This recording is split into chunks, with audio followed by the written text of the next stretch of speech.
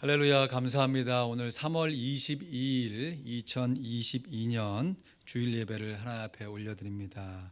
우리 찬송가 354장 내재 속해 주신 주께 힘있게 찬양하십니다.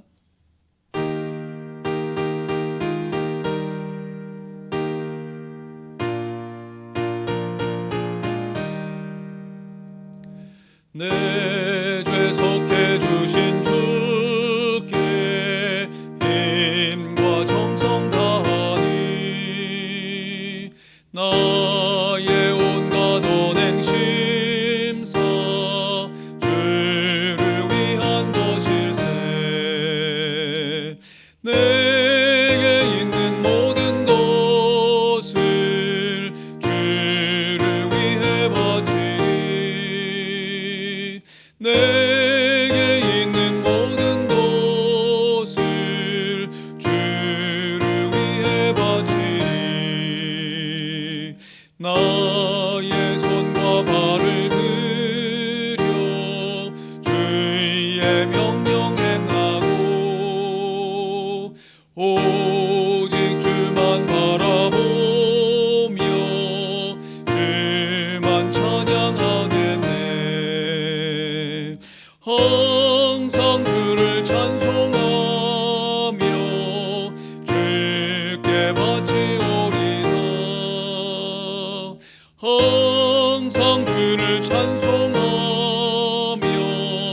주께 바치오리라. 내가 주를 바라보니 나의 영혼 밝아져.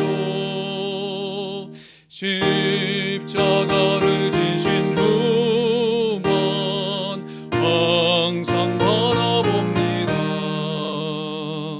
십자가를 바라보며 주만 따르오리다. 십자가를 바라보며 주만 따르오리다.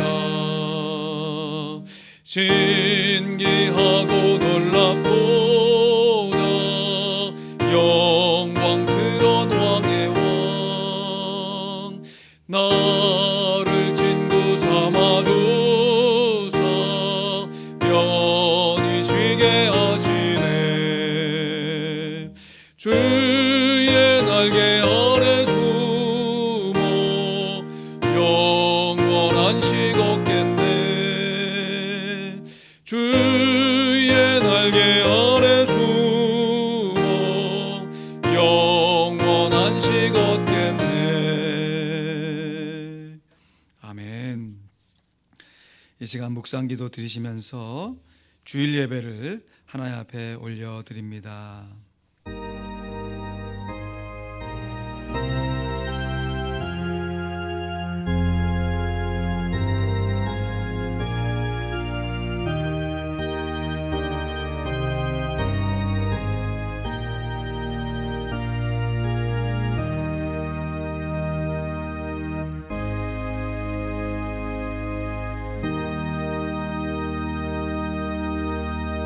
그런즉 누구든지 그리스도 안에 있으면 새로운 피조물이라. 이전 것은 지나갔으니 보라 새 것이 되었도다. 모든 것이 하나님께로 났나니 저가 그리스도로 말미암아 우리가를 자기와 화목하게 하시고 또 우리에게 화목하게 하는 직책을 주셨으니 이는 하나님께서 그리스도 안에 계시사 세상을 자기와 화목하게 하시며 저희의 죄를 저에게 돌리지 아니하시고 화목하게 하는 말씀을 우리에게 부탁하셨느니라. 아멘. 화목의 대제사장이 되신 우리 구주 예수 그리스도의 존귀한 보혈을 의지하여 주님 주신 담대한 믿음을 가지고 하나님 앞에 나와 신령과 진정으로 예배를 올려 드리오니 우리의 드리는 예배를 받아 주시옵소서. 감사합니다. 예수 그리스도의 이름으로 기도하옵나이다. 아멘. 자리에 일어나셔서 전능왕 오셔서 힘있게 찬양하십니다.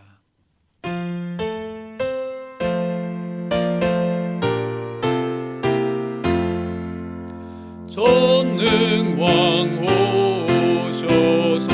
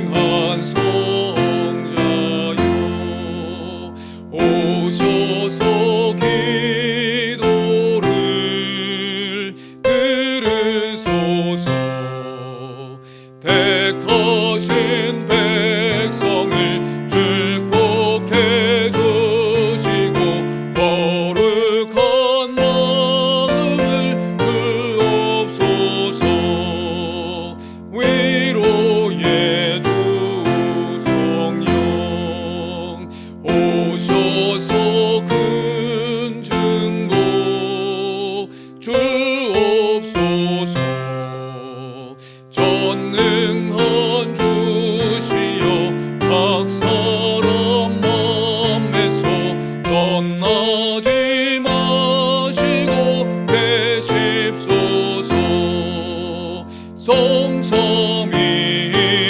성삼위일체께 한없는 찬송을 드립니다.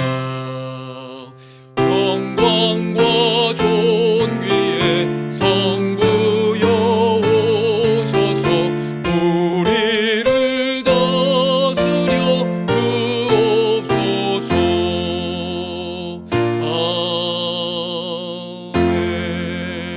아멘. 우리 교동문 34번 잠언 3장 말씀을 우리 함께 봉독하겠습니다. 시작. 지혜를 얻는 자와 명철을 얻은 자는 복이 있나니 이는 지혜를 얻는 것이 은을 얻는 것보다 낫고 그 이익이 정금보다 나음이니라.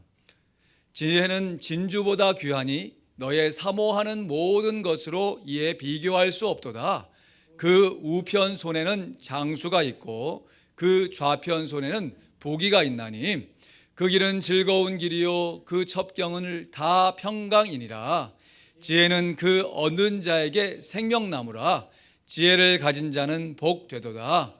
여호와께서는 지혜로 땅을 세우셨으며 명철로 하늘을 굳게 펴셨고 그 지식으로 해양이 갈라지게 하셨으며 공중에서 이슬이 내리게 하셨느니라.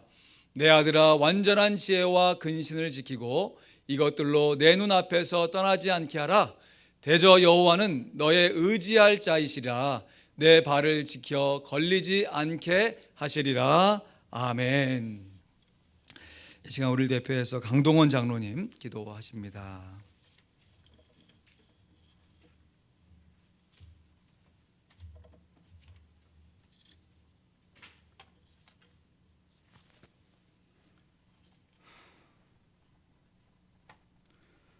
하나님 아버지, 올해도 성실하신 하나님의 섭리에 따라 어김없이 만물이 생동하는 봄을 주시고 오늘 저희들에게 주의를 허락하셔서 하나님의 사랑하심을 받은 화평의 자녀들이 이렇게 함께 모여 하나님께 예배드리게 해주시는 것을 감사드립니다.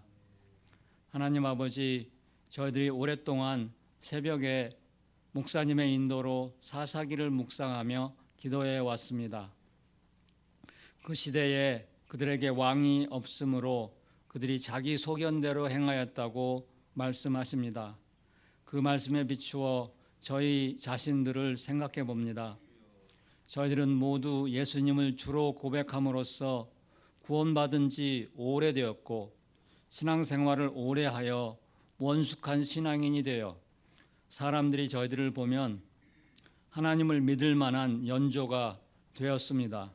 그러나 저희들의 삶의 주인은 과연 예수님이신지 한번 생각해 봅니다.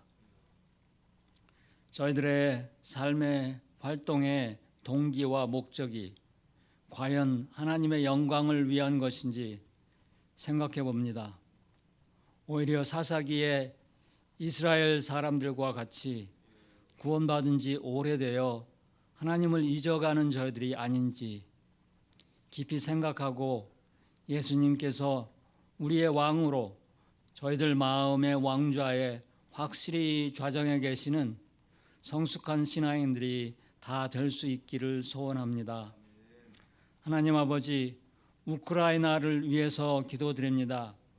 수백만의 피난민이 생겨서 무수한 이산 가족이 생겼고 수많은 건물과 시설이 폭파되어 아직도 영하를 넘나드는 추운 날씨에 전기도 없이 지내야 하는 사람도 무수히 많고 음식도 많이 부족한 상황이며 어린이를 비롯한 민간인의 사상자도 무수히 많다고 합니다.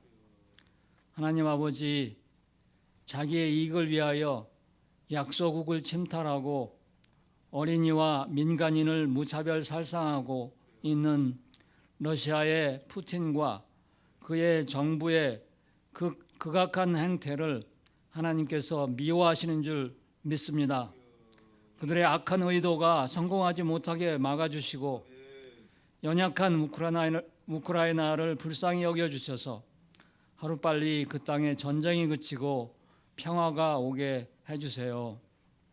하나님 아버지, 오미크론 변이로 인해 폭증했던 감염자 수가 미국에서는 많이 감소하는 상황이 되게 해주시고 저희 화평장로교회에서는 위중한 감염자가 한 사람도 나오지 않고 잘 지나오게 해주신 것을 감사드립니다.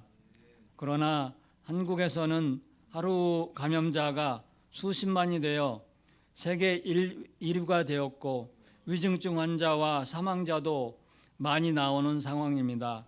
이 어렵고 위험한 시기를 잘 넘어갈 수 있게 하나님께서 보호해 주시고 인도해 주세요. 저희들 모두 절제된 생활을 하며 안전하게 이 시기를 지나갈 수 있게 해주세요. 여러 가난한 나라에서는 코로나 사태로 인하여 선교 활동이 극도로 제약을 받고 있다고 합니다. 하나님 아버지, 많은 사람들을 영원한 멸망의 길로부터 구원할 능력의 복음을 전할 길이 막히지 않게 해주시고 복음 전도의 길을 넓고 크게 열어주시고 저들의 마음도 복음 전도의 위대한 사명을 위해 뜨겁게 타오르며 기도와 선행과 헌금으로 열심을 내기를 원합니다. 하나님 아버지, 이 시간 위중한 병을 가진 가족을 위해 기도하시는 교우님들과 원근 각지에 떨어져서 일하거나 학업에 힘쓰는 자녀들을 위해 기도하는 교우님들의 기도를 아버지께서 귀 기울여 들어주시고 속히 응답하여 주시기를 간절히 기도드립니다. 이제 목사님이 하나님의 말씀을 전하실 때 성령님께서 목사님과 또 저희 회중과 함께 하셔서 그 말씀의 능력이 나타나게 해주시고 저희 모두 그 말씀에 아멘으로 화답하며 그 말씀을 마음에 새기고 저들의 삶에 적용하여 아름답고 풍성한 열매를 맺는 저희들이 다 되게 해주세요. 하나님을 사랑하며 하나님의 사랑하심을 입은 하나님의 자녀들이 정성껏 준비하여 드리는 이 예배를 기쁘게 받아주시고 저희들에게 크신 은혜를 내려주세요. 이 모든 말씀을 우리 주 예수 그리스도 이름으로 기도드립니다. 아멘.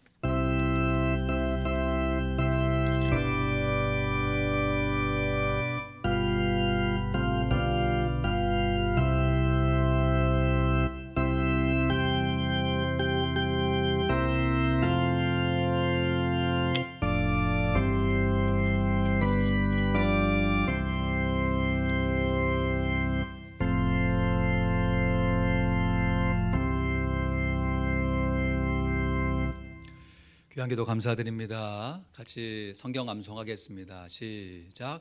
선행 마태복음 5장 16절 말씀. 이같이 너희 빛을 사람 앞에 비추게 하여 저희로 너희 착한 행실을 보고 하늘에 계신 너희 아버지께 영광을 돌리게 하라. 마태복음 5장 16절 말씀. 아멘. 다음 주 암송 구절 이제 69절 처음으로 다시 돌아가게 되지요. 같이 읽습니다. 시작. 중심 되신 그리스도. 고린도후서 5장 17절 말씀. 그런즉 누구든지 그리스도 안에 있으면 새로운 피조물이라. 이전 것은 지나갔으니 보라 새 것이 되었도다. 고린도후서 5장 17절 말씀. 아멘. 우리 성도 간에 교제 나누실 때 일단 환하게 웃으셔야 돼요. 그러시면서 이렇게 인사하십니다. 웬만해선 사이좋게 지냅시다. 이렇게 시작. 웬만해선 사이좋게 지냅시다. 웬만하면 사이좋게 지냅시다. 감사합니다. 오늘 함께 볼 하나님의 말씀 사사기 7장 9절로 8장 3절까지 본문이 좀 긴데요. 제가 의도적으로 사사기 7장 9절부터 25절 말씀은 제가 읽어드리면서 여러분 따로 설명을 설교 가운데 하지 않을 겁니다. 대신 9절만 읽어도 이미 다 아시는 말씀이니까 정리해 보시고요. 또 8장 1절부터 3절 말씀은 우리가 다 같이 읽으면서 제가 요 8장 1절부터 3절 중심으로 오늘 말씀을 나누도록 하겠습니다. 사사기 7장 9절로 8장 3절 말씀 우리 같이 보고 분열에서 화목으로 라는 제목으로 말씀 나누겠습니다. 제가 먼저 봉독합니다. 이 밤에 여호와께서 기드온에게 이르시되 일어나 내려가서 적진을 치라. 내가 그것을 내 손에 붙였느니라.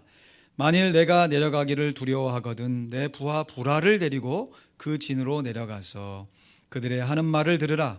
그 후에 내 손이 강하여져서 능히 내려가서 그 진을 치리라. 기드온이 이에 그 부하 부라를 데리고 군대가 있는 진가에 내려간즉 미디안 사람과 아말렉 사람과 동방의 모든 사람이 골짜기에 누웠는데 메뚜기의 중다함 같고 그 약대의 무수함이 해변의 모래가 수다함 같은지라.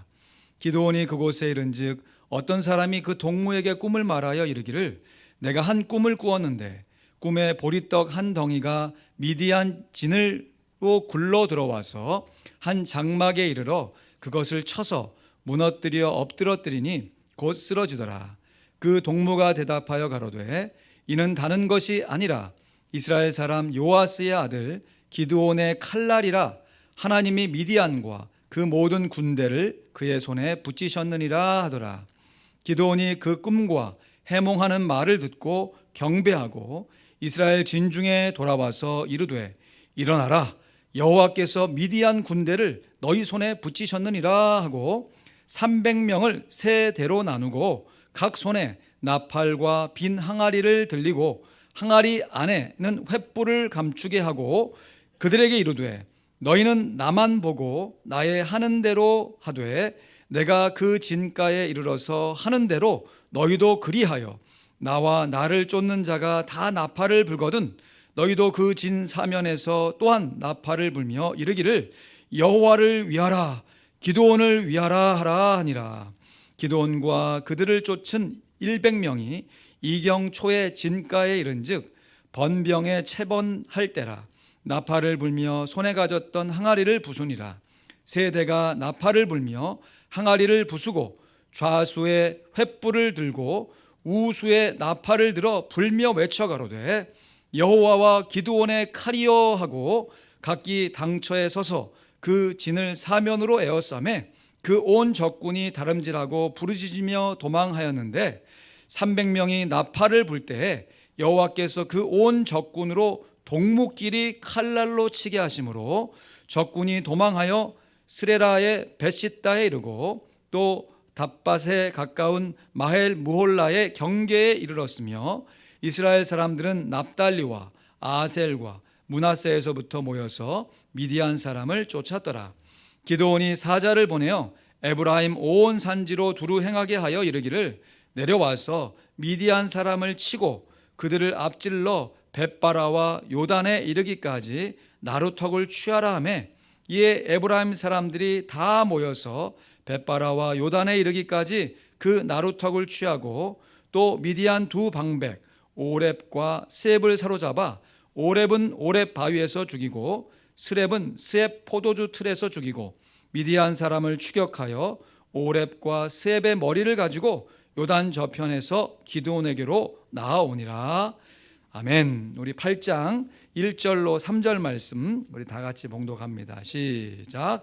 에브라임 사람들이 기드온에게 이르되 내가 미디안과 싸우러 갈 때 우리를 부르지 아니하였으니 우리를 이같이 대접함은 어찌미뇨 하고 크게 다투는지라. 기드온이 그들에게 이르되 나의 이제 행한 일이 너희의 한 것에 비교되겠느냐. 에브라임의 끝물 포도가 아비에셀의 만물 포도보다 낫지 아니하냐. 하나님이 미디안 방백 오렙과 스앱을 너희 손에 붙이셨으니 나의 한 일이 어찌 능히 너희의 한 것에 비교되겠느냐. 기드온이 이 말을 하며 그들의 노가 풀리니라. 아멘. 팬데믹에 참 어려운 시기를 지나가고 있습니다. 오미크론 지나가는데 이제는 또 스텔스 오미크론이 나와가지고 또 우리를 긴장시키고 있는데, 그럼에도 불구하고 이 상황 속에서 우리가 감사의 제목을 여러 가지 찾아볼 수 있겠죠. 그 중에 한 가지가 우리가 이 팬데믹 기간 중에 하나님의 말씀을 그래도 나름 더 열심히 묵상하고 가까이 하고 있다는 것일 것입니다. 작년에 성경 쓰기와 또 성경 공부를 열심히 했고, 올 봄에도 비록 직접 대면하여 모이지는 못하지만 그래도 줌으로 성경 공부를 꾸준하게 할 수 있었습니다. 올해는 역사서 첫 번째 여호수아와 사사기를 공부를 하고 있었고, 이제 이번 주 화요일이 그 마지막 시간이 되겠습니다. 여호수아와 사사기, 마치 이렇게 조개 껍질에 두 면이 함께 이렇게 닫아서 닫히는 것처럼 가나안 정복이라고 하는 큰 주제를 이 여호수아와 사사기가 함께 덮고 있습니다. 그런데 여호수아와 사사기의 공통점은 가나안 정복이지만, 여호수아서는 가나안 정복을 통해서 선순환의 역사를 이뤄갔다면, 안타깝게도 사사기에서는 가나안 정복의 과정 가운데 악순환의 역사를 이루어갔습니다. 그래서 여호수아서는 이 선순환의 모습이 오늘 말씀의 제목처럼 분열에서 화목을 이룬 것으로 마무리가 됩니다. 그런데 안타깝게도 악순환의 역사를 드러냈던 사사기의 사건들은 전반부에서는 어느 정도 분열에서 화목의 모습을 보였지만, 후반부로 치달을수록 오히려 화목에서 전쟁으로 그 양상이 치닫게 됩니다. 여러분, 수요일에 말씀 나눔의 제목이 이 화목에서 전쟁으로인데요, 그 되어진 일들은 수요기도회 때 더 살펴보도록 하고요. 사진 한 장 보시면 왜 이처럼 사사기에서 가나안 정복을 여호수아서하고 똑같이 했음에도 불구하고 악순환의 역사를 이루어갈 수밖에 없었는지, 그 일종의 악순환의 공식 같은 것이 있어요. 첫째, 이스라엘 백성들이 가나안에 들어가서 가나안 거민들이 섬기던 신들이 진짜인 줄 알고 그들의 삶의 방식을 모방하기 시작합니다. 그러면서 우상 숭배의 죄를 아주 조직적으로 짓게 되면서 하나님이 이것을 가만두지 않으시고 심판을 하시면서 이방인의 압제를 받게 합니다. 그러면 이스라엘 백성들이 회개도 하고 그 압제의 고통에 견디지 못해서 신음하여 하나님 앞에 부르짖게 되면, 하나님께서 구원자, 사사죠, 사사를 세우셔서 그 이방인의 압제에서 벗어나게 하셔서 이스라엘 백성들에게 일정한 기간 평화로운 시기를 보장하셨어요. 그런데 이렇게 평화로운 시기가 지속되어지면 한 세대, 또 그 한 세대가 지나가서 40년 혹은 80년 태평성대를 이루던 이스라엘 백성들이 또다시 우상 숭배를 짓게 되므로 결론적으로는 선순환의 역사가 아니라 악순환의 역사를 맞게 되어진 것입니다.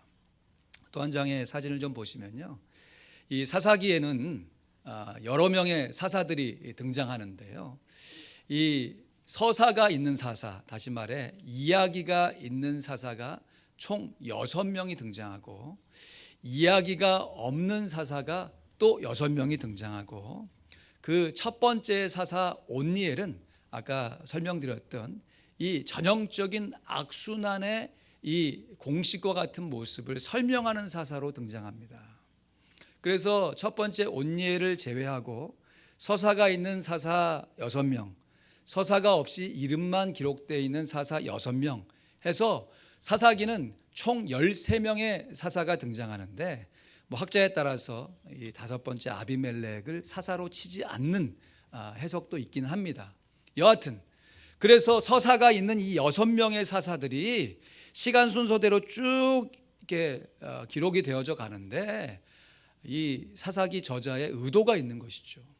일부러 중간에 이 서사가 없는 사사들, 그냥 이름만 등장하는 사사들을 연대기술이니까 이름은 기록했지만 이 서사가 있는, 이야기가 있는 사사들을 중심으로 이 사사기의 구조를 이루면서 각 사사의 구원의 내용도 중요하지만 결국 이 사사들이 전체적으로 어떤 구조를 이루며 사사기의 전체적인 메시지가 무엇인지를 아주 정확하게 보여주고 있는 것이에요. 이를테면 이런 것이죠. 우리가 어떤 좀 규모가 있는 산에 딱 가게 되면 그 산 안에 들어가 있으면 어디가 어딘지 분간이 안 됩니다. 그러나 그 산 정상에 한번 서서 능선을 한번 쭉 바라보면 우리가 지나온 길이 이쪽 길이었고 우리가 지금 여기 있고 앞으로 갈 길이 저기다 라고 하는 큰 시각을 얻는 것처럼 우리가 사사기를 묵상할 때에도 사사기의 그 한 사건 한 사건 하나도 우리가 놓치지 않고 묵상해야겠지만 숲을 바라보듯이 숲을 연구하듯이 하나님의 말씀을 묵상해야겠지만 동시에 이 사사기 전체의 구조를 알고 이 사사기가 전체적으로 여호수아와 상반된 이스라엘 역사의 악순환을 통해서 우리에게 주시는 교훈이 무엇인지를 분명하게 알아야 한다는 것이에요. 그러면서 이 서사가 있는 사사 첫 번째, 온니엘 다음엔 두 번째지만 이 에훗이 이 맨 마지막 서사가 있는 사사 삼손과 서로 짝을 이루게 되고 그 다음 등장한 드보라가 그 서사가 있는 사사 여섯 번째 입다와 짝을 이루게 되고 그리고 네 번째 기드온과 다섯 번째 아비멜렉이 서로 짝을 이루면서 진정한 이스라엘 왕이 누구인가? 인간 왕이 아니라 여호와 하나님께서 진정한 왕이 되심을 증거하고 있고 또 에훗과 드보라와 기드온은 그래도 악순환의 공식 가운데 나름 이스라엘 백성들 간에 화목을 이루었던 사사야라면 이에 비해 아비멜렉과 입다와 삼손은 안타깝게도 나름 사사로서 뭔가를 한다고 했지만 결과적으로는 이스라엘 백성들의 일치는커녕 전쟁을 통해 동족 상잔의 비극의 주인공이 되었던 사사가 되어집니다. 그래서 모든 사사들이 다 중요하지만 이 서사가 있는 이 6명의 사사 가운데 정말 그나마 그래도 여호수아처럼 분열이 아닌 일치를 도모했던, 그래서 인간의 왕이 아닌 하나님이 참된 왕이심을 드러낸 사사다운 사사로 꼽을 수 있는 사람이 바로 오늘 본문의 주인공인 기드온인 것입니다. 서론이 좀 길었는데요. 여러분, 우리들 흔히들 어떤 일들을 싸울 때 그것이 운동 경기든지 실제로 전쟁이든지 뭐 일당백의 용사다 뭐 이런 말 쓰잖아요. 그죠? 일당백, 한 명이 100명을 감당한다. 근데 이것이 사실 성경적인 용어예요. 기드온의 300용사가 바로 일당백의 용사들이었습니다. 기드온이 각 지파에 소집하여서 전쟁에 나갈 사람들을 소집할 때 무려 3만 명이, 물론 미디안의 군사들과 함께 비교해 보면 턱없이 부족한 숫자지만 그래도 3만 명이 모여들었어요. 그때 하나님이 그 3만 명을 두 차례에 걸쳐 가지고 집으로 돌아가게 만듭니다. 그리고 남게 된 이 300명의 기드온의 용사를 통해서 미디안의 또 그 연합군의 대군을 치게 하시는데 하나님께서 이 300명에게 한 손에 이 우수에는 나팔을 들게 하고 좌수에는 횃불을 들고 그거를 항아리로 가리게 만들어서 이 세 진영으로 나누게 해서 각 세 진영에서 동시에 뭐 쳐들어간다고 하는 표현이 좀 이상하죠. 그 몇십만이 되는 군사 앞에 모여 있는 사람의 숫자가 바다의 모래와 같다. 약대들이 바다의 모래처럼 그렇게 엄청 많이 모여 있는 숫자 앞에 각 이 세대로 100명씩 돌격하는 것이 뭐 그리 대단한 일이겠어요. 그런데 하나님께서 하시는 전쟁이죠. 하나님께서 이 기드온의 300 용사를 통해서 항아리를 깨고 횃불을 흔들고 나팔을 막 불자 이 미디안의 이 군사들이 기드온의 용사들과 싸우는 것이 아니라 자기들끼리 싸우게 된 거예요. 자기들끼리. 자충수죠. 그래서 자기들끼리 서로를 해하다가 결국 수많은 사람이 죽고 그 상황 가운데 결국 패해서 돌아가게 되는, 그러니까 미디안은 이 요단 동편에 거했던 이방인들이에요.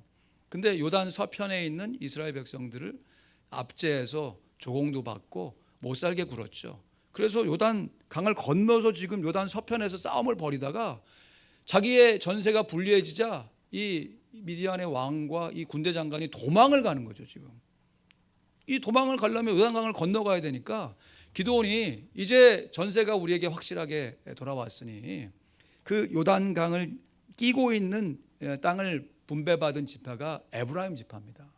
그러니까 에브라임 지파에게 요구하는 거죠. 그 요단 나루턱을 좀 잡아가지고, 병목이잖아요. 지나가는 기드온에게 용사에게 패해서 쫓겨가는 미디안의 군사들을 거기서 좀 처단해라. 이 전가를 받은 에브라임의 이 지파의 사람들이 실제로 그 요단 나루턱을 지키면서 미디안의 군사들을 또 멸합니다. 그리고 도망가는 이 군대의 두 장관 이름도 기록되어 있는데 이 미디안의 두 장관을 잡아다가 죽여요. 이 정말 혁혁한 공을 세운 것이죠. 그런데 이렇게 연합작전으로 해서 하나님의 도우심으로 대승을 거두었으면 여러분, 그 승리의 기쁨을 함께 나누는 것이 당연하죠. 그런데 이 에브라임 사람들이 뭐라고 얘기하냐면, 오늘 본문 사사기 8장 1절 2절 말씀 한번 보실까요? 에브라임 사람들이 기드온에게 이르되 내가 미디안과 싸우러 갈 때 우리를 부르지 아니하였으니 우리를 이같이 대접함은 어찌미뇨 하고 크게 다투는지라. 기드온이 그들에게 이르되 나의 이제 행한 일이 너희의 한 것에 비교되겠느냐? 에브라임의 끝물 포도가 아비에셀의 만물 포도보다 낫지 아니하냐, 이렇게 얘기하는 것이에요. 좀 보실까요? 지금 이 에브라임 사람들을 기드온이 처음부터 안 부른 게 아니에요. 각 지파별로 다 병사들을 소집했어요. 그때 함께 모인 군사가 3만 명이 됐다는 것이에요. 근데 그 중에 하나님께서 일당백의 용사 300명만을 선발하신 것이죠. 그런데 그렇게 처음에 군사를 소집할 때는 응답하지 않았던 에브라임 지파의 사람들이 이제 전세가 완전히 이스라엘 백성들에게 기울어졌고 이제 승리가 보장된 상황 가운데 나중에 이 미디안의 이 적진들을 그 요단 나루턱에서 잡아서 죽이는 요 상황 가운데 세운 공을 들이대면서 기드온에게 이렇게 얘기하는 것이죠. 왜 우리를 이렇게 대접했냐? 우리가 처음부터 전쟁에 나갔으면 더 큰 승리를 얻을 수 있는 것이 아니냐. 여러분, 지금 300명 대 수십만이 어떻게 군사와 군사로 싸워가지고 이기겠어요? 거기에 에브라임 지파의 몇만이 더해진들 군사와 군사로 싸우면 미디안 백성을 이길 수 있겠습니까? 그럼에도 이 미디안을 이긴 것에 대한 공을 에브라임 사람들이 자기가 취하기를 원했다고 하는 것이에요. 근데 그때 참 이 기드온의 이 지혜와 겸손, 그 상황 속에서 기드온이 에브라임 지파를 대접하는 태도가 얼마나 성숙한 모습인지. 지금 기드온이 그들에게 이르되 나의 이제 행한 일이 너희의 한 것과 비교가 되겠느냐. 그러면서 에브라임의 끝물 포도가 아비에셀의 만물 포도보다 낫지 아니하냐, 이렇게 얘기해요. 지금 나의 이제 행한 일이라고 한 것은 기드온이 정말 죽음을 각오하고 횃불과 나팔을 불고 그 밤에 진격해 들어가고 이 미디안 군사끼리 서로 싸우게 한 이 일을 얘기하는 것이죠. 전쟁의 주역이에요. 그런데 나중에 요단 나루턱을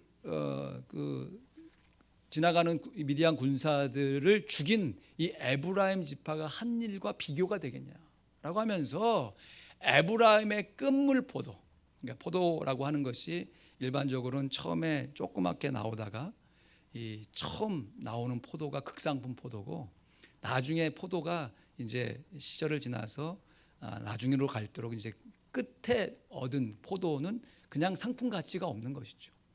그럼에도 너희가 한 그 마지막에 세운 공, 그 끝물 포도가 아비에셀이라고 하는 것은 이 기드온이 속한 이 지파의 이 가문의 이름이에요. 그 내가 지금 한 이 가문에 처음에 세운 그 공보다 훨씬 더 큰 게 아니냐, 이렇게 얘기하는 것이죠. 그래서 전쟁 말미에 참가해서 숟가락만 얹어놓은 이런 에브라임 지파의 공을 크게 치켜 세우면서 3절 말씀 우리 같이 읽어볼까요? 사사기 8장 3절입니다. 우리 제가 읽습니다. 하나님이 미디안 방백 오렙과 스앱을 너희 손에 붙였으니 나의 한 일이 어찌 능히 너희 한 것에 비교되겠느냐.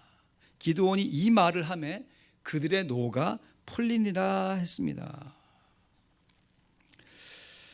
여러분, 이것이 사사기의 이 악순환을 끊어내는 하나님이 우리에게 요구하시는, 이스라엘 백성들에게 요구하셨던 신앙의 원리가 되는 것입니다. 다시 말해 겸손한 언어로 자기 자신을 충분하게 낮출 때 내가 내 삶의 중심에 예수 그리스도 하나님이 계시고 나의 삶의 진정한 왕은 하나님이심이 드러나게 되는 것이에요. 이런 지파들 간의 화목을 이루어낸 이 기드온의 이 업적이야말로 기드온이 미디안의 대군을 쳐서 판 업적에 비교가 안 될 만큼 큰 것이에요. 나중에 수요일 날 살펴보겠지만 입다의 업적은 이 지금 상황과의 업적에 견줄 만한 정말 큰 공을 세웠습니다. 그럼에도 입다는 똑같이 이 에브라임 지파가 이렇게 요구할 때 내가 언제 그랬어 하면서 이 에브라임 사람들 4만 명을 쳐서 죽여요. 자기가 아무리 이방인을 쳐서 멸했던 그 세운 공적이 자기 지파들과의 싸움을 인해서 아무 흔적도 남지 아니하고 오히려 동족 상잔의 비운의 주인공으로 남게 되어진 것이에요. 여러분, 여호수아의 후계자, 진정한 후계자가 무엇인가? 에브라임 지파가 왜 이렇게 전쟁이 있을 때마다 나타나 가지고 자기의 공을 세우려고 하는지, 그 이유가 여호수아의 후계자라고 하는 나름대로의 이 자존심이 있었기 때문에 그래요. 왜냐하면 에브라임 지파의 족장이 여호수아였거든요.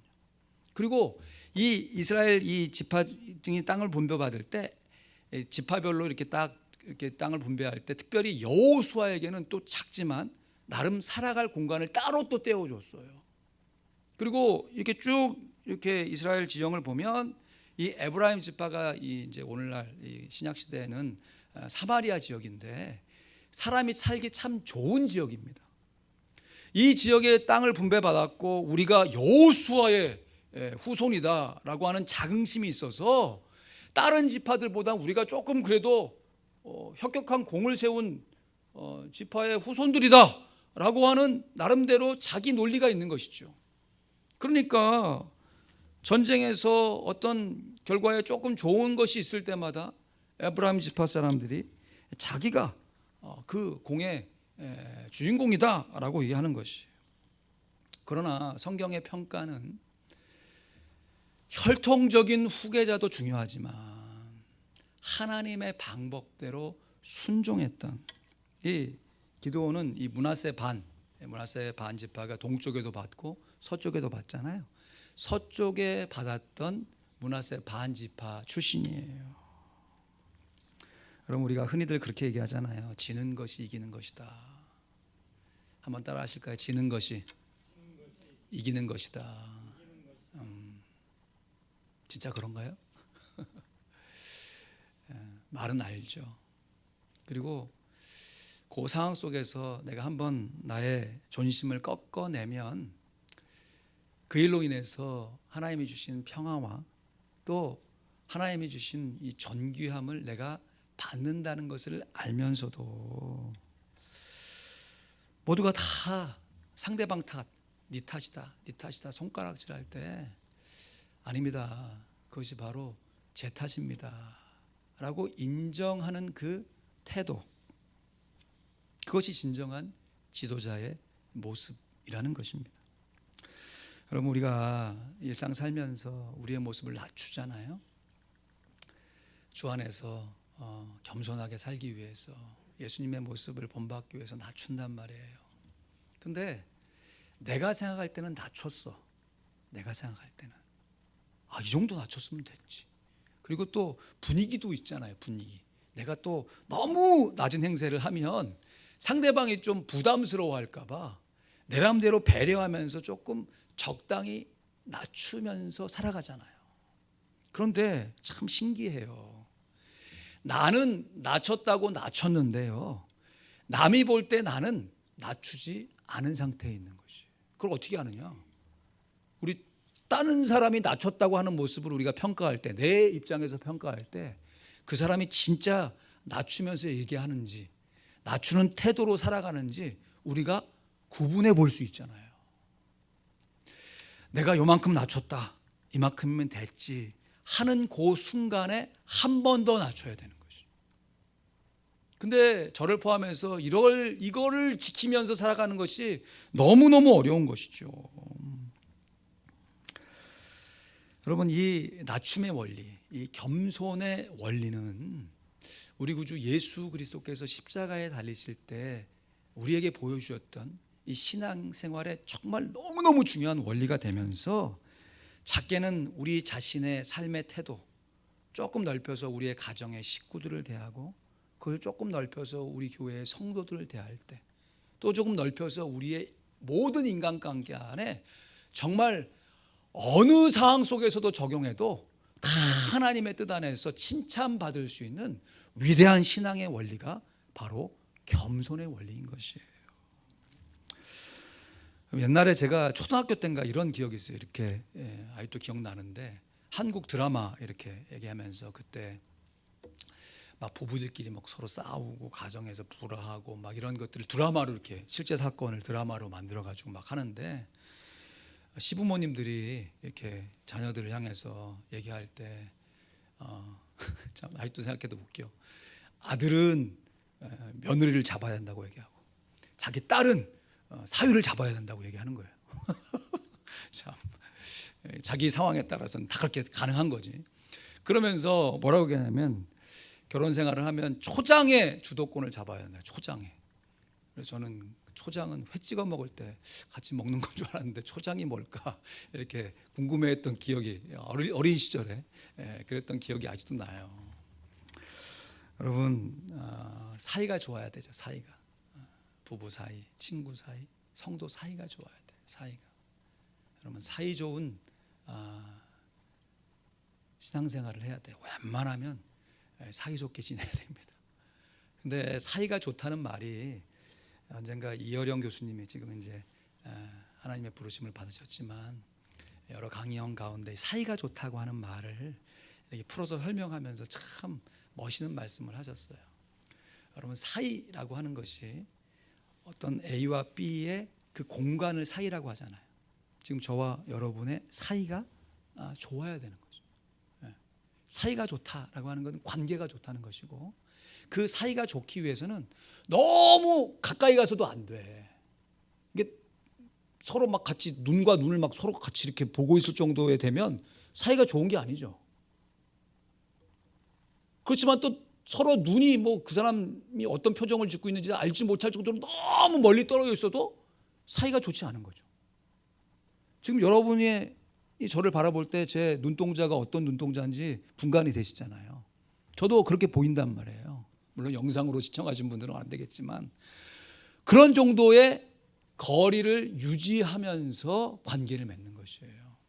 여러분, 이것이 프라이버시를 무시하거나 그 사람의 이 상황들을 안 살펴본다는 얘기가 아니에요. 여러분, 이건 식구도 동일합니다.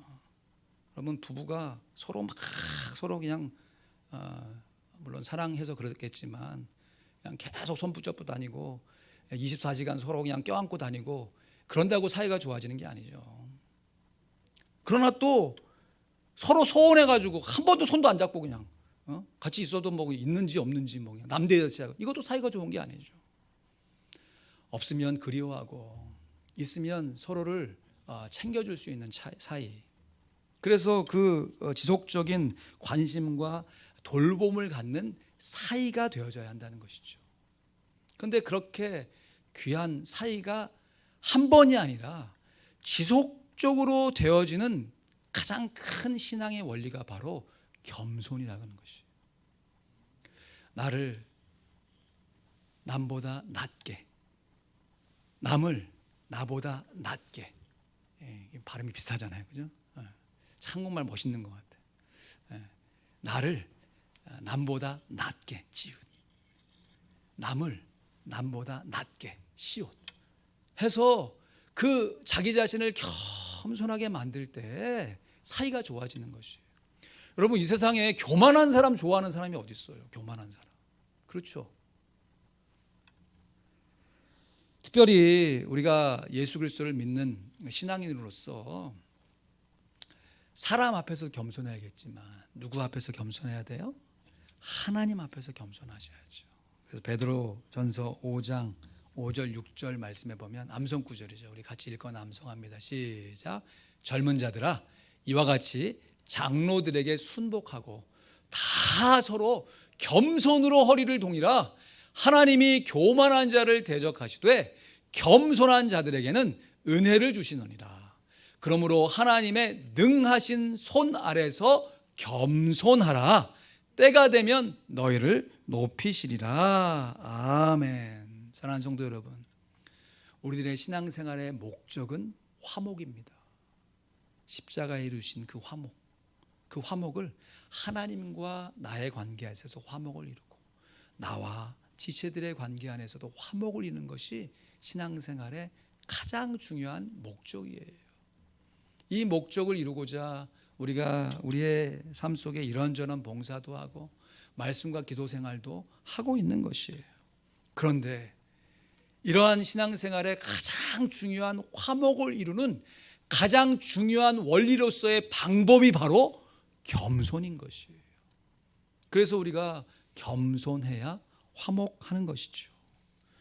우리가 지금 날마다 실시간으로 보고를 받고 듣고 있는 이 우크라이나의 전쟁, 이 전쟁이 왜 일어났느냐? 뭐 여러 가지 뭐 경제적, 정치적, 뭐 지정학적 위치 막 평가해 볼 수 있지만 모든 이 정치학자들이 이구동성으로 하는 얘기가 이 러시아의 지도자의 교만 때문이다라고 하는 평가를 내리고 있습니다.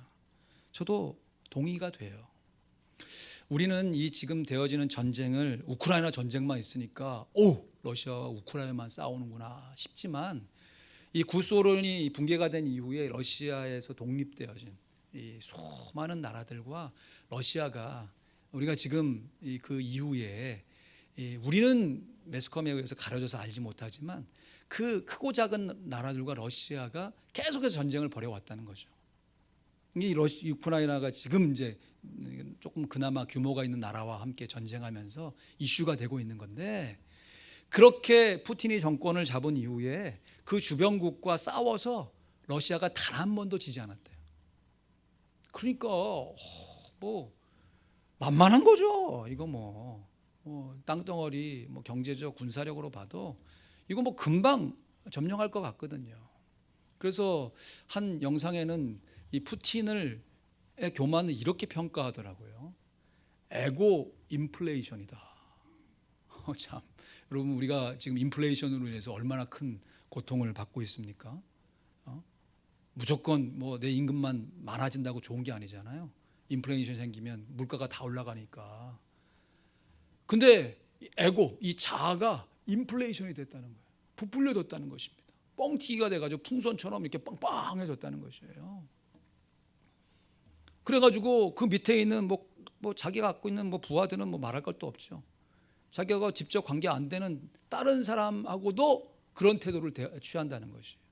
그게 뭐 이제 뭐 각국 정상들이 만났을 때 뭐 멀찍이 떨어져 가지고 뭐 정상회담하는 모습들이라든지 뭐 또 지금 뭐 최근에는 어떤 러시아에서 대형 집회를 하면서 이 푸틴이 성경 구절을 인용하더라고요. 이 자기가 파견한 이 러시아의 군사들이 많이 전사했잖아요. 근데 그 모습을 보고서 성경 구절, 예수님이 하신 말씀이잖아요. 친구가 친구를 위해 목숨을 버리는 것보다 이거보다 더 큰 사랑이 없다.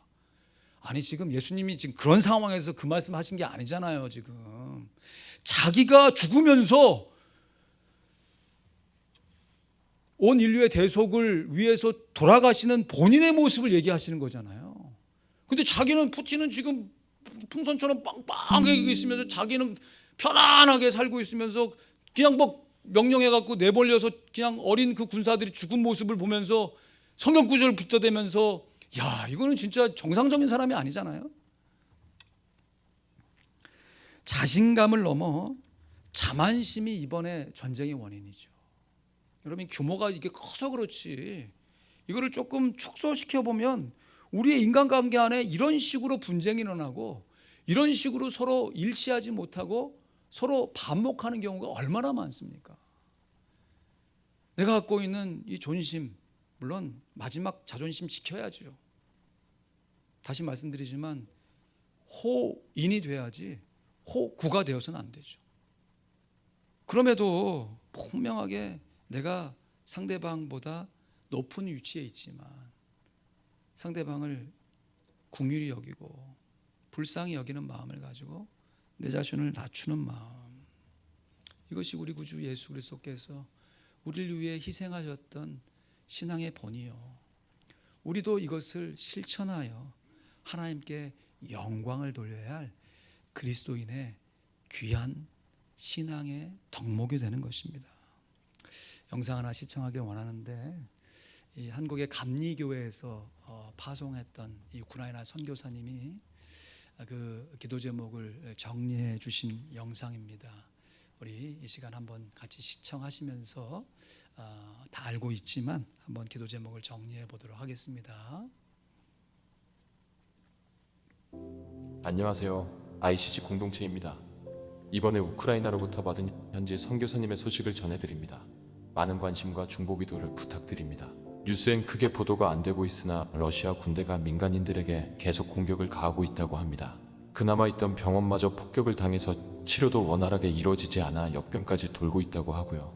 남자들은 국경 밖을 나갈 수가 없어 여자들과 아이들만 국경 주변 국가로 나와 있는 상태인데, 가족들을 놔두고 온 거라서 국경을 넘어온 사람들은 심리적으로 불안한 상태들이라고 합니다. 우크라이나에서 사역하신 선교사님 가족은 외교부에서 나오라고 해서 어쩔 수 없이 한국으로 돌아온 상태입니다.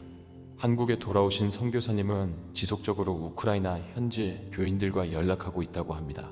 대부분은 헝가리 쪽으로 피신했으나 연락이 되지 않는 교인도 있다고 합니다. 선교사님은 정확하게 어떤 상황이고 어떤 도움이 실질적으로 필요할지 알아보기 위해서 우크라이나 국경지역인 헝가리로 가기 위해 21일 출국일로 잡아놓고 준비 중입니다. 우크라이나에서 일어나는 러시아의 무자비한 침공과 악행과 잔인무도한 행동들을 너무 속수무책으로 보고만 있어야 하는 현실이 슬프기만 합니다. 그 아픔과 고통 가운데 기도 부탁드립니다. 첫째, 전쟁이 속히 끝나야 합니다. 누구도 죽어야 되는 군인은 없습니다. 민간인의 희생이 너무 심각하고 끔찍합니다. 그러나 결과는 우크라이나가 이겨내고 러시아가 패배해야 합니다. 안 그러면 사람들이 악인의 승리를 배우고 따라할 것입니다. 둘째, 우크라이나 땅의 전쟁의 아픔이 치유되고 구호의 손길이 모여지기를, 전쟁의 아픔을 통해서라도 주님을 만나는 계기가 되기를 바랍니다. 그 땅의 교회와 성도들의 삶이 또 예배가 다시 회복되기를 기도 부탁드립니다. 구체적으로 필요한 곳에 재정이 모이고 채워지는 것을 위해서도 기도 부탁드립니다.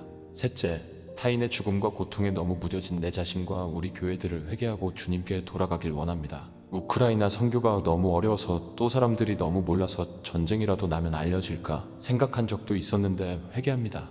어떤 이유로도 전쟁은 아닙니다. 우크라이나를 위해서 계속적인 기도 부탁드립니다. 영상 기도 편지가 한 10일 전에 제작된 영상인데 지금은 뭐 민간인 살해되는 모습들이 실시간으로 보도가 되고 있죠. 특별히 다음 주에는 저희 교회가 속한 KAPC 총회 차원에서 이 우크라이나를 위한 특별 기도를 주일 예배 시간에 꼭 드려달라라고 하는 공문을 받았습니다. 이번 한 주간 우리 교회 성도님들 평소에도 기도하시지만 지속적으로 간절히 더 기도해 주시고 다음 주일에는 업데이트된 기도 제목을 가지고 특별히 주일 예배 시간에 우리가 총회 방침에 따라서 함께 기도하도록 하겠습니다. 말씀을 맺습니다. 우리 이번 한 주간 암송하는 구절이 우리 반복해서 암송하고 있는 중심 되신 그리스도 고린도후서 5장 17절 말씀이에요. 우리 같이 암송할까요? 시작. 그런즉 누구든지 그리스도 안에 있으면 새로운 피조물이라 이전 것은 지나갔으니 보라 새 것이 되었도다. 아멘. 여러분, 우리가 새로운 피조물로 산다는 것이 무슨 의미일까요? 이어지는 18절 19절 말씀에 보니까 이것도 같이 읽죠. 시작. 모든 것이 하나님께로 났나니 저가 그리스도로 말미암아 우리를 자기와 화목하게 하시고 또 우리에게 화목하게 하는 직책을 주셨으니 이는 하나님께서 그리스도 안에 계시사 세상을 자기와 화목하게 하시며 저희의 죄를 저희에게 돌리지 아니하시고 화목하게 하는 말씀을 우리에게 부탁하셨느니라. 아멘. 신앙생활의 진정한 목적은 화목이고 화목을 이루는 성경적인 방법은 겸손입니다. 그래서 첫째도 겸손, 둘째도 겸손, 셋째도 겸손이죠. 시작도 겸손, 과정도 겸손, 결과도 겸손으로 하나님 앞에 우리의 마음을 드릴 때 우리를 구원해 주신 하나님의 사랑을 우리가 더 깊이 있게 누릴 뿐만 아니라 그를 통해 하나님의 사랑이 직간접적으로 드러나게 되어 하나님께 영광을 돌리게 될 것입니다. 기도하겠습니다. 이 시간 한번 기도하실 때 규모의 크고 적음도 중요하지만 그 규모 안에서 살아가는 우리의 삶의 원리가 너무너무 중요합니다. 많은 사람이 모이는 것도 중요하지만 소수가 모여도 하나님의 말씀의 원리대로 살아가는 것이 너무너무 중요한 것이에요. 하나님은 전심으로 자기를 향하여 하나님 앞에 충성된 자를 찾으시고 그 한 사람을 통하여 하나님의 능력을 베푸신다고 하셨잖아요. 이 시간 우리가 직접 그 나라에 가서 도울 수는 없지만 내가 이 땅 가운데 나의 가정과 교회와 나의 삶의 터전 가운데 주님 주신 그 겸손한 모습으로 언어와 행실 속에 나는 나를 낮추고 다른 사람을 낮게 높게 여기면서 주님 주신 사랑을 온전히 실천해 내겠습니다.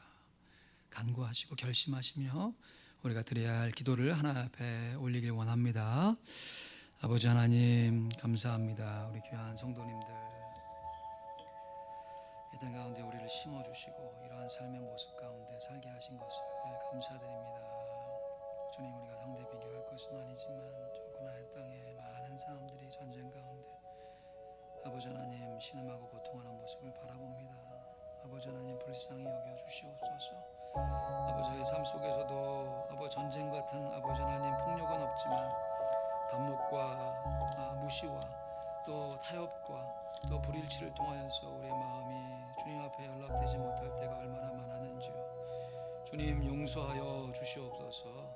주님 상대방을 나보다 더 높게 낮게 여길 수 있는 담대한 믿음이 있게 하시고 이것이 내 자신이 없어지는 것이 아니라 나를 통해 우리 주님께서 아름답게 현현되는 모습임을 기억하게 하셔서 나는 죽고 주는 사는 삶의 모습이 우리의 일상생활 가운데 드러나 하나님께 영광 돌리게 하시고 저 우리 교한 식구들과 성도들 끝까지 보듬고 살아갈 수 있도록 인도하여 주시옵소서.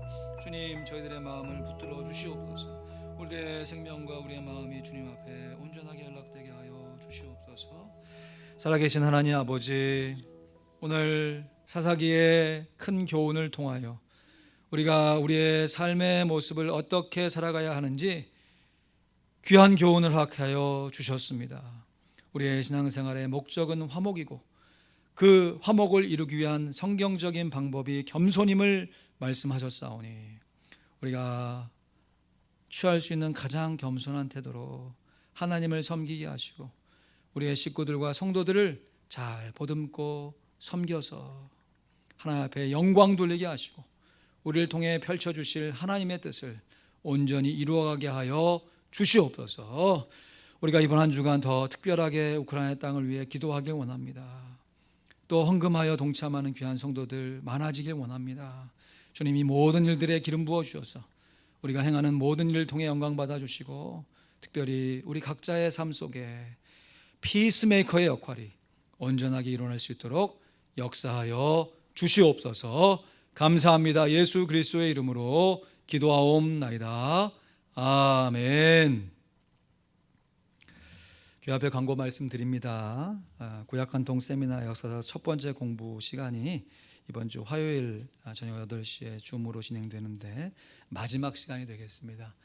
줌으로 실시간에 참여한 성도님들 꼭 참여해 주시고 혹시나 이 영상으로 공부하셨던 성도님들도 이번 화요일만큼은 좀 참여하셔서 실시간으로 서로 이렇게 좀 피드백도 하시고 소감도 말씀하시고 서로를 격려하는 시간이 되길 원합니다. 부탁을 드리고요.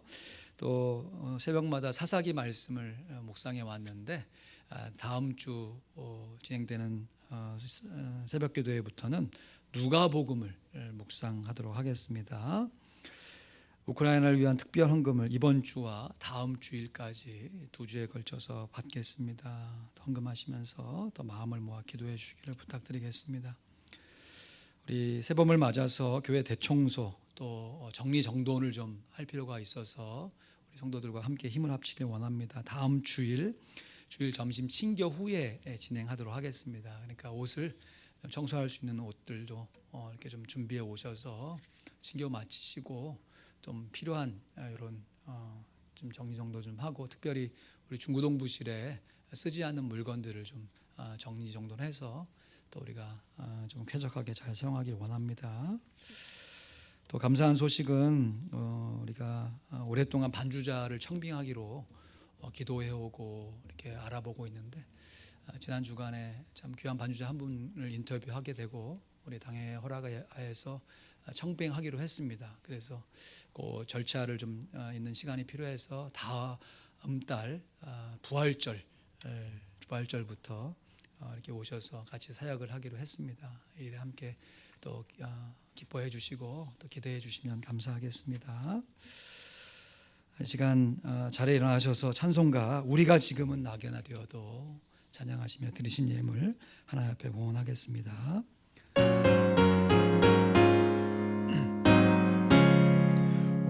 우리가 지금은 나그네 되어도 화려한 천국에 모자나다니 이 세상 있을 때 주 예수 위하여 우리가 힘써 일하세 주 내게 부탁하신 일 천사도 응모하겠네 화목해 하라신 그 주의 말씀을 온 세상 널리 전하세 주 예수 말씀이 온 세상 만민들 흉악한 죄에서 떠나라 하시니 이 말씀 듣고서 새 생명 얻으라 이 기쁜 소식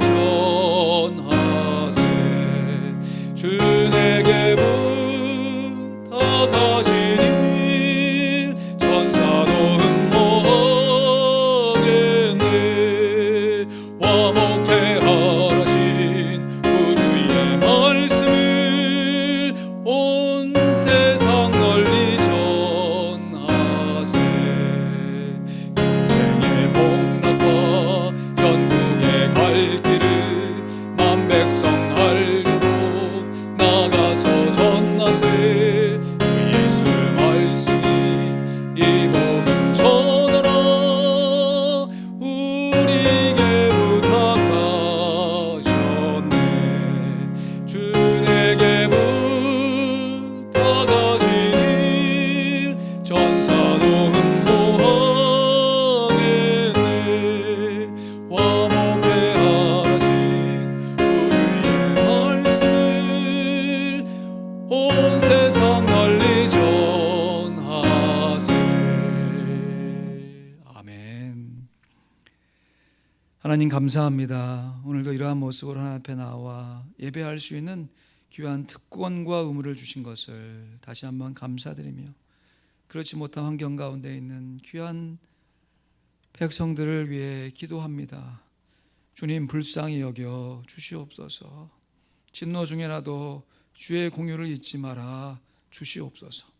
우리가 예배함에 우리의 삶에 꼭 필요한 물질의 일부를 구별하여 하나님 앞에 올려드리오니 받아주시고, 우리의 삶의 중심은 예수 그리스도 주님 한 분인 것을 온전하게 고백하며 누리게 하여 주시옵소서. 오늘도 11조 예물과 감사 예물과 주정 예물, 또 교회 사역에 필요한 이러한저러한 제목을 붙이고 특별히 우크라이나 땅을 위해 기도하며 드리는 귀한 물질 가운데 기름 부어 주셔서 목적에 맞게 잘 사용되게 도와주시고, 우리가 이 물질을 드릴 수 있는 것이 하나님의 은혜임을 기뻐하며 또 더하여 주시는 하나님의 은혜도 함께 경험하게 하여 주시옵소서. 이번 한 주간도 우리 귀한 성도들의 심령과 가정과 일터를 지켜 보호하여 주시옵소서. 감사합니다. 예수 그리스도의 이름으로 기도하옵나이다. 아멘.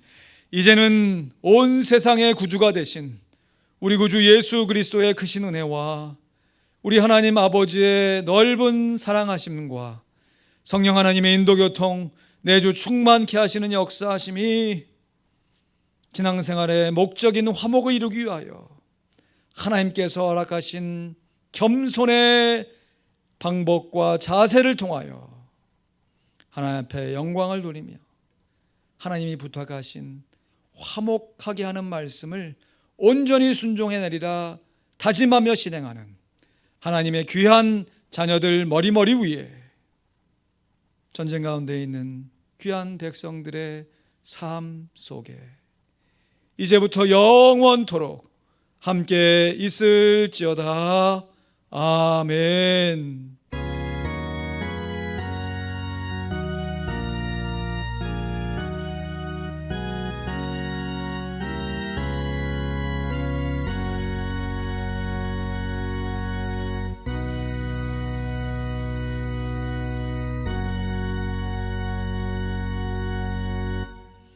감사합니다. 예배를 마쳤습니다.